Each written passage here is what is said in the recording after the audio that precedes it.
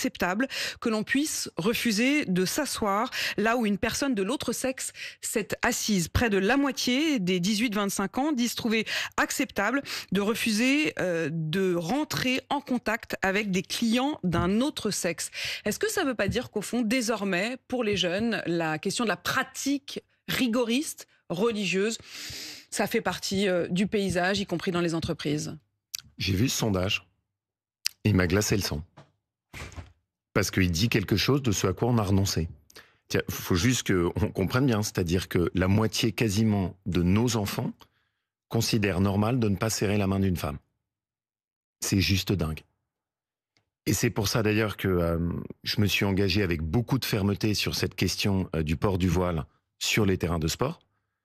Parce qu'en fait, à force d'avoir reculé, d'avoir petit à petit accepté que le terrain de la laïcité soit grignoté, bah juste on perd sur les nouvelles générations les valeurs de la République. Mais ces jeunes-là disent l'accepter au nom de la tolérance. Oui, mais je pense que c'est exactement l'inverse.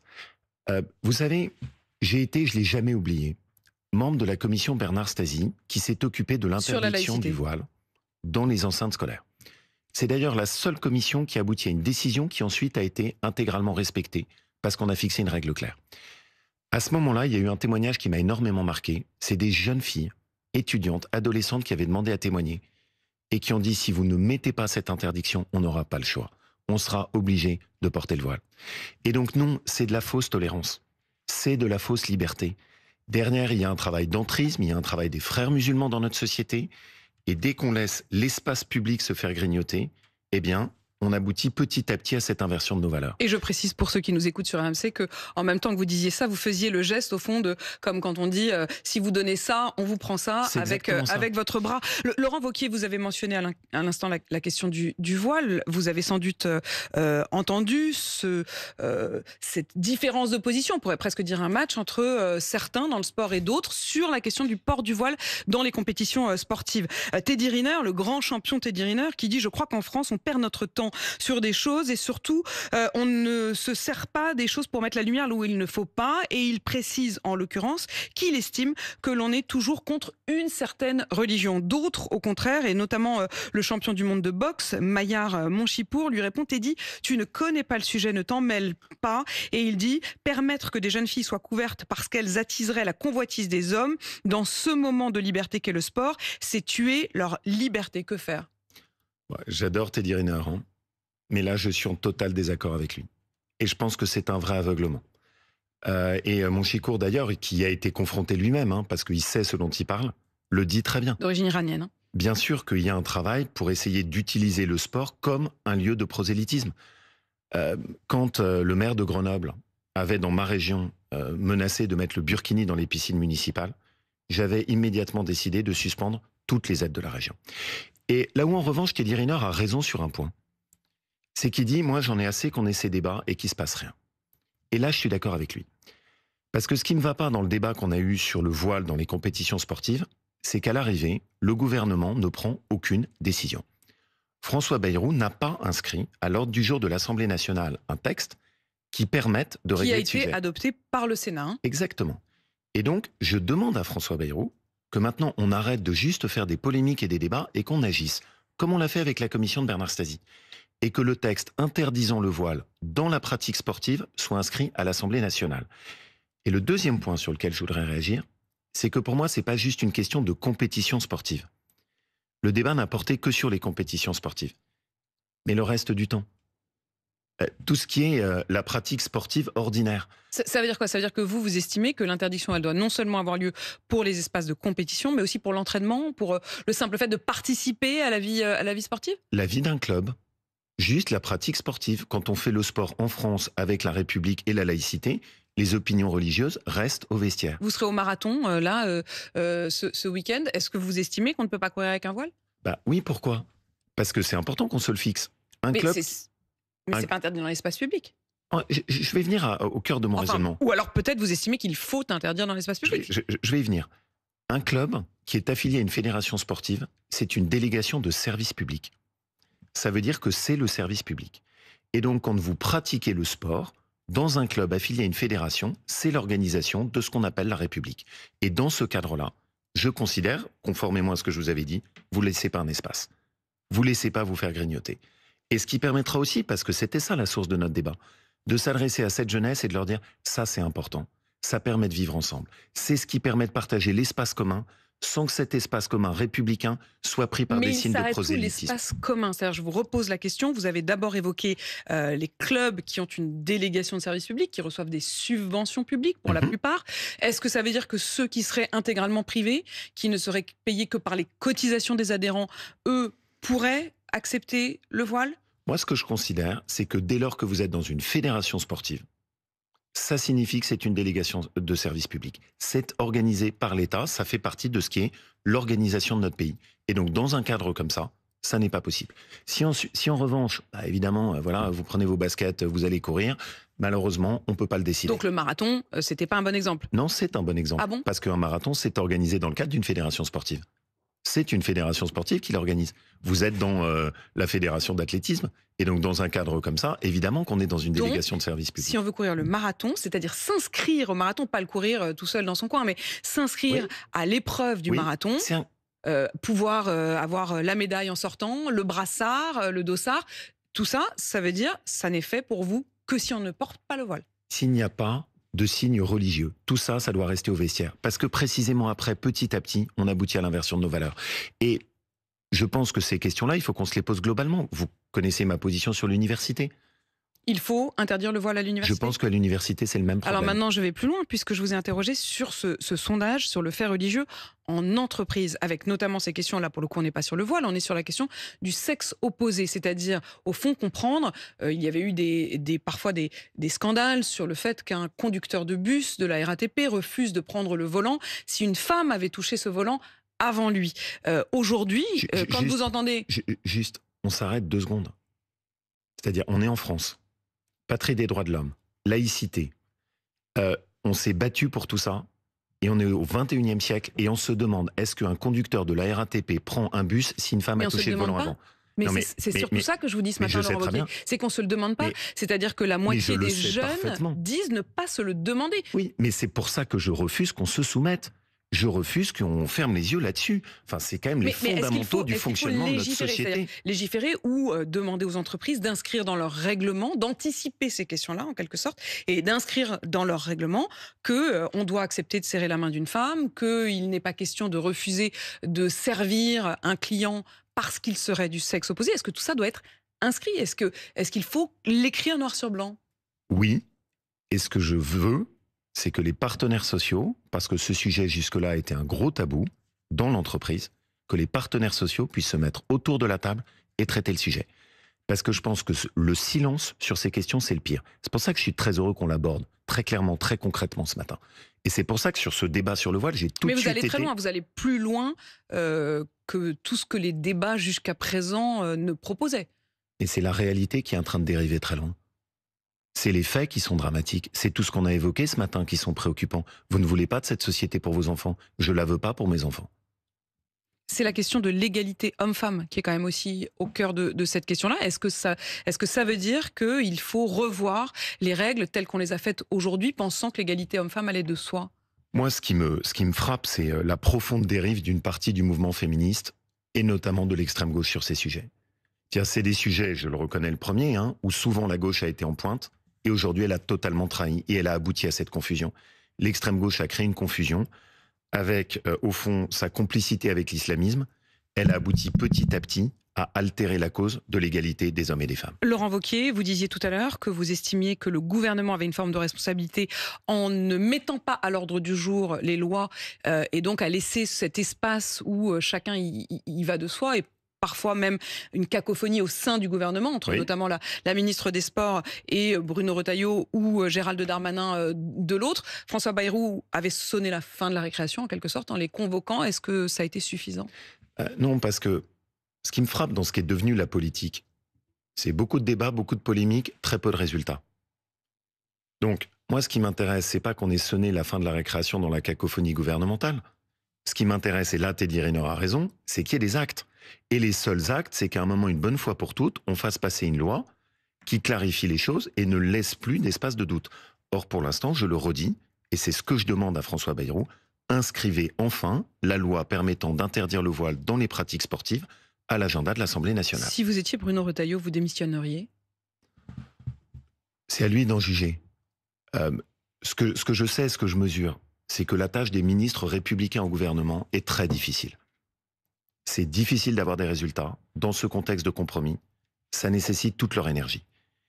Et je lui apporte, et je leur apporte tout notre soutien, celui des députés de la droite républicaine, pour qu'ils puissent réussir. Après, ce que je constate, c'est qu'ils ont beaucoup de bâtons dans les roues. Mais mis par qui? Vous voyez très bien. On a parlé du voile sur les pratiques sportives. Pareil, le Premier ministre a parlé de submersion migratoire. Il n'y a pas l'inscription depuis juillet du moindre texte sur l'immigration à l'agenda de l'Assemblée nationale. Le seul qui a été voté, c'est celui qui a été porté par les députés de mon groupe, la droite républicaine, pour limiter le droit du sol à Mayotte. Comment vous pouvez réussir à avoir des résultats si on ne vous en donne pas les moyens et si on ne change pas les textes de loi? Vous auriez voulu une loi supplémentaire sur la question migratoire? Vous voyez tout ce qu'on a à traiter. Le meilleur encadrement. Vous y metteriez quoi, là, maintenant? Par exemple, un meilleur encadrement du regroupement familial. Par exemple, pouvoir mieux réguler l'accès aux aides sociales par des annuités de travail pour des étrangers qui arrivent chez nous. Il y a toute une série de questions qu'on doit quand même traiter. On le voit bien, il y a une immigration qu'on n'arrive pas à réguler.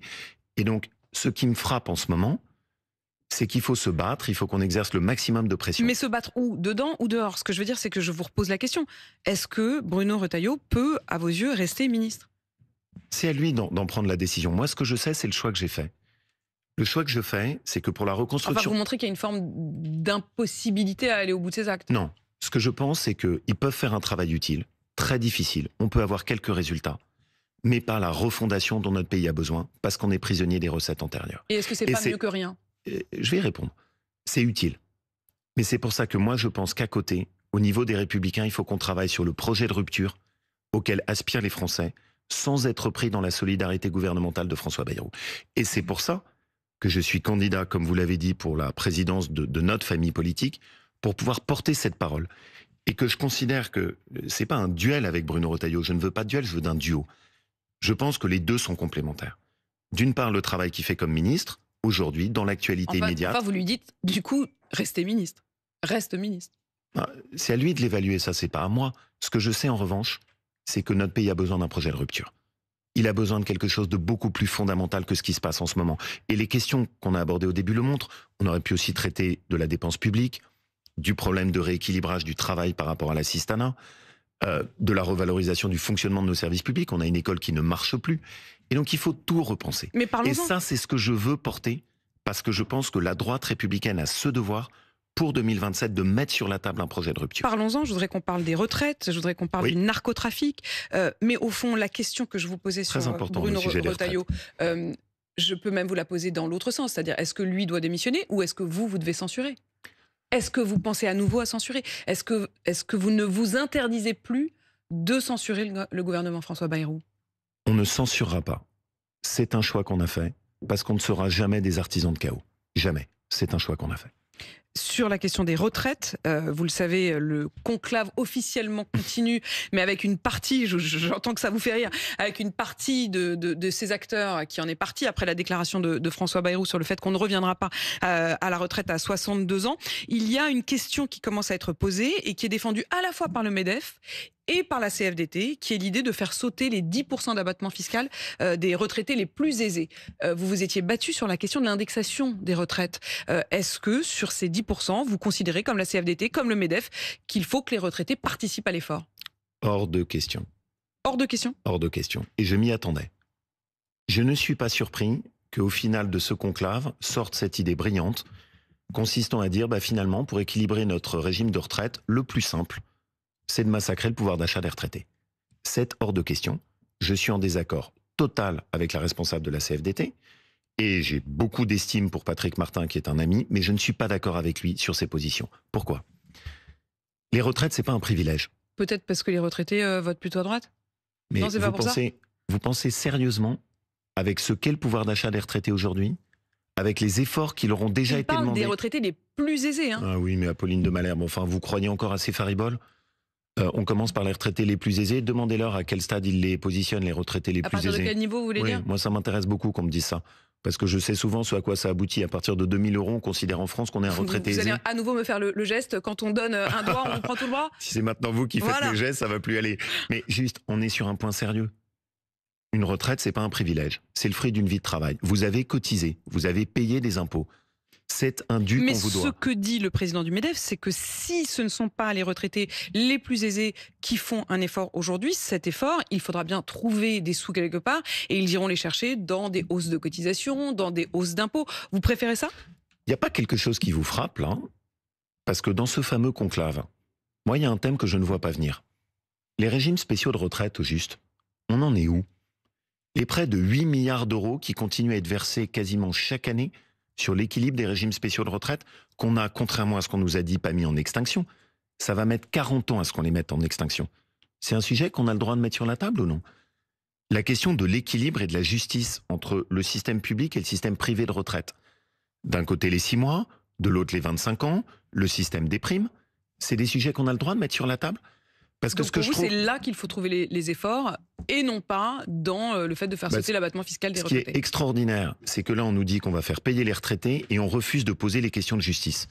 Moi je préfère poser les questions de justice sur les régimes spéciaux, je préfère les poser sur l'égalité publique-privée et qu'on préserve le pouvoir d'achat des retraités. Laurent Wauquiez, Nicolas Sarkozy est, je cite, le véritable décisionnaire, le véritable commanditaire d'un pacte de corruption inconcevable, inouï, indécent, noué avec le dictateur libyen Mouammar Kadhafi pour qu'il finance sa campagne présidentielle de 2007. Ce sont les mots des réquisitions du parquet dans le cadre du procès à l'encontre de Nicolas Sarkozy.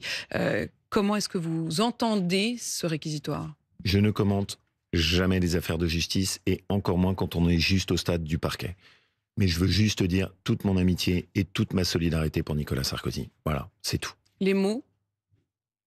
Mes mots, c'est des mots d'affection et c'est des mots de soutien. Est-ce que vous me direz aussi la même chose sur ce qui pourrait arriver lundi pour Marine Le Pen? Vous le savez, ce sera le jugement. Le réquisitoire, là encore, du parquet était extrêmement sévère et évoquait la possibilité d'une inéligibilité à effet immédiat. Ça veut dire que potentiellement, lundi, Marine Le Pen apprendra qu'elle ne peut plus se présenter à des élections. Je vous dirais exactement la même chose, c'est-à-dire je ne commande pas des affaires de justice, c'est normal et vous le comprendrez. J'ajouterais juste quelque chose. Le débat politique, je préfère qu'il se règle en politique et pas dans les prétoires de justice. Le ministre de la Justice actuel, Gérald Darmanin, a largement commenté cette affaire avant d'être à nouveau ministre de la Justice, mais estimant que ça lui apparaissait inconcevable et inimaginable qu'une personne comme Marine Le Pen puisse être inéligible. Je viens de vous dire. C'est-à-dire, je préfère que le débat politique, il se règle de face avec le débat politique, avec les échanges qu'on peut avoir, la confrontation des idées, et pas à travers la justice. C'est ma réponse. Au-delà de ces deux questions-là, oui. Est-ce que vous considérez qu'aujourd'hui, une partie de la justice est politique? Non, je l'espère pas. Voilà. Et je ne veux pas tomber dans ce genre de diagnostic. Par contre, vous savez ce que j'ai posé. Je pense que notre pays est bloqué par une dérive de l'état de droit. Et que petit à petit, la jurisprudence des cours suprêmes, ce qui n'est pas à confondre avec la justice, a conduit à toute une série de règles qui nous empêchent de faire plus de fermeté sur le régalien, sur l'immigration, sur la valorisation du travail, et que c'est un des problèmes majeurs du fonctionnement de notre démocratie. On a maintenant un état de droit qui bloque la démocratie au lieu de la protéger, et qui au lieu de protéger les citoyens, protège les délinquants. Et ça, pour moi, c'est un sujet qu'on doit poser. C'est pas le même. Ça veut dire que vous n'appelez pas à ne pas respecter l'état de droit, mais vous appelez à changer ce droit. J'appelle à ce qu'on change notre fonctionnement dans lequel aujourd'hui en France, ce ne sont plus les Français, les élus qui décident, mais le Conseil constitutionnel. Et ça, pour moi, c'est une dérive. On est allé trop loin. Merci.